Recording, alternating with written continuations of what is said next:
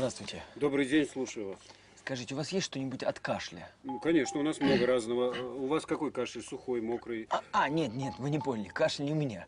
Кашель у моей супруги. И знаете, какой-то странный. В смысле? Ну, он всегда начинается во время секса. Странно. Послушайте, а может вы своим этим достаете ей до...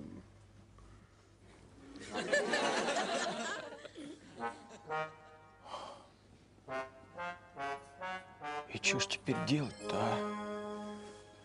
Извините. Извините, я просто невольно подслушала ваш разговор. И, ну, это не очень удобно. Мне кажется, я могла бы вам помочь. Вы знаете, вы запишите мой номер, наберите в любой удобный для вас день или вечер, например, утро. Молодой человек. А чего тянуть-то? Я легко могу вам помочь. Я живу по соседству. Дорогой мой, да вы не слушайте их. Я врач. И кто, как не я, сможет помочь вам разобраться в таком деликатном вопросе? Пойдемте. Пойдемте.